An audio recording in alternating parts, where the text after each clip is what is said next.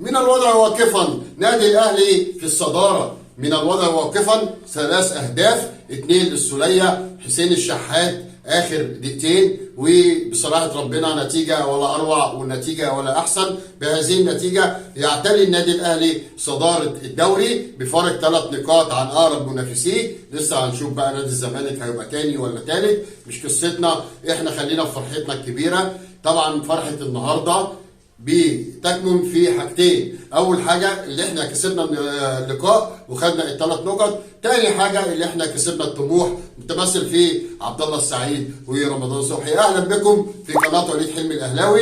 يا ريت اللي ما اشتركش في قناه وليد حلمي الاهلاوي يشترك ويفعل زر الجرس. يبدو ان هو يوم حافل لجماهير النادي الاهلي، يوم ولا اي يوم بصراحه ربنا. فوزنا النهارده بنتيجه 3 وهزيمه نادي الزمالك من اسوان، وبكده احنا الاول يا ساده كالعاده. فعلا لقاء نادي الاهلي قوه واداء والتحام. صحيح الاداء ما كانش مقنع لبعض جماهير النادي الاهلي، لكن اهم حاجه ال3 نقط في الوقت الحالي. قبل كده وفي ماتش البنك الاهلي تقريبا او ماتش سموحه كنا الافضل والاحسن ومع ذلك اتعادلنا. تمام. النهارده اللقاء متبادل بين نادي الاهلي وبيراميدز الطموح، وقدرنا ان احنا طبعا نعتلي الصداره، وان شاء الله ان شاء الله القادم احسن. عايزين ميركاتو يا جماعه يهز الدوري المصري، نفسنا في لاعب زي لاعب اسوان النهارده زي ما احنا قلنا، لاعب يحدث الفارق مع النادي الاهلي. النادي الاهلي ناقص له تدعيمات كتير. لو احنا شفنا اللاعب البرازيلي لغايه دلوقتي ما قدمش شهاده اعتماده غير في ماتش الاهلي والزمالك لما جاب الجون في نادي الزمالك وخدنا الكاس. طبعا احنا شفنا اللقاء ما فيهوش اهداف كتير ضايعه.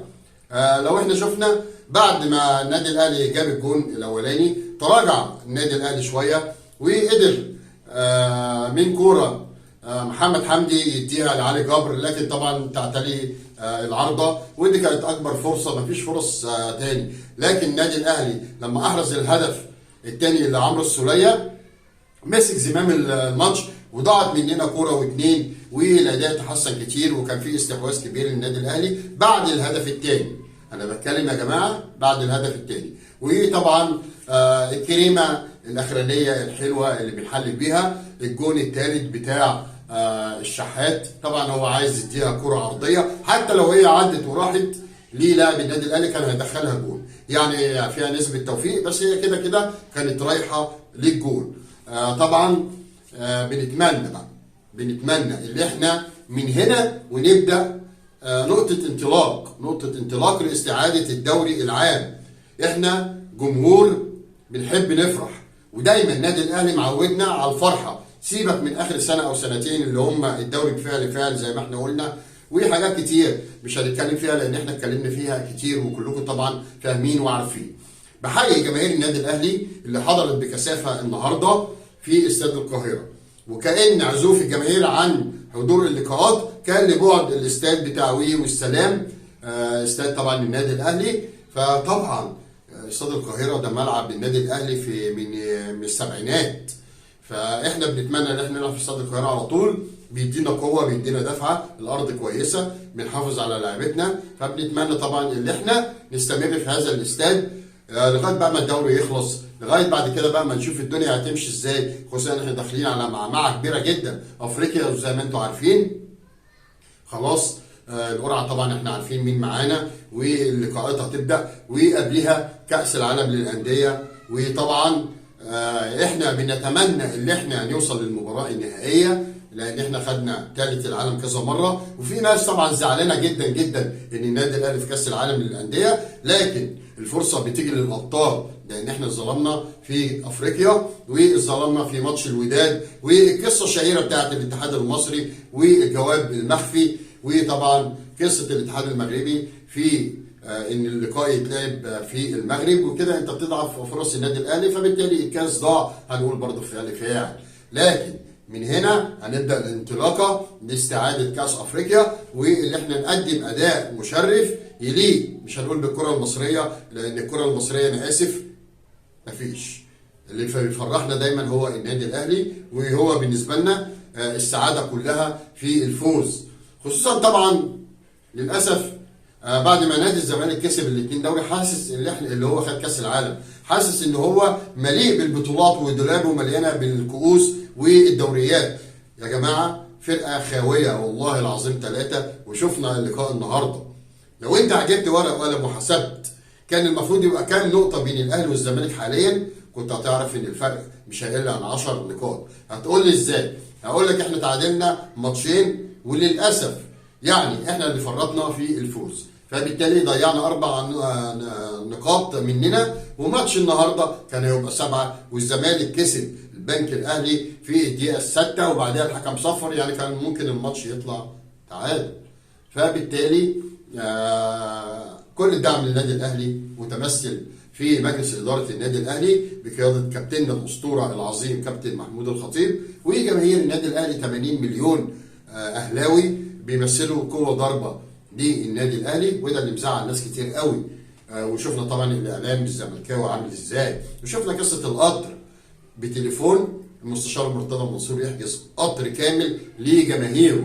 ما اعرفش طبعا هل هيتم التعامل مع النادي الاهلي بنفس الطريقه، ما اعتقدش، ولكن احنا ما بنستناش قطر ولا بنستنى اي حاجه. النادي الاهلي لو في اخر الدنيا هنروح ونآزر ونشجع فرقتنا، لان احنا دايما بنحب الصداره. انا دايما كنت بحضر المطوشه في الجيل العظيم بتاع ابو تريكه ومحمد بركات وفلافيو، ما تعودناش حتى على التعادل، اتعودنا على المكسب، والمكسب بسكور كمان.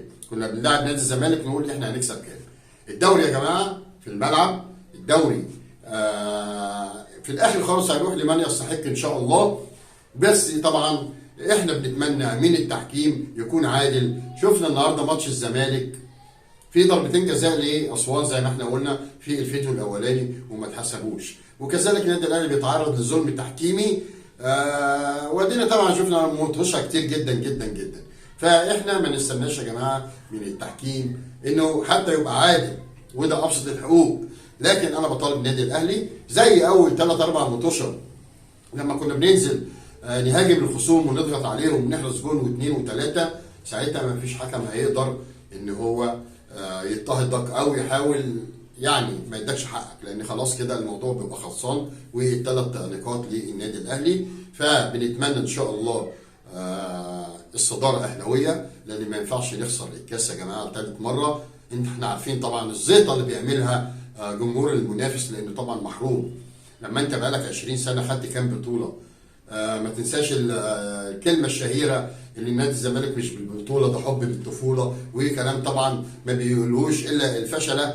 طبعا ده كان من سنتين، هو حاسس دلوقتي ان هو خلاص متربع على الكره المصريه. انا بقول له لا، انت كسبت الدوري بفعل فعل، او الاهلي كان وحش، او الاهلي مش في مستواه، او الاهلي مضغوط، قول زي ما انت عايز، لكن مش عشان انت شاطر، لا، انت اغتنمت الفرصه ان الاهلي كان بيضيع النقاط وانت بتغتنم الفرصه وما بتضيعش.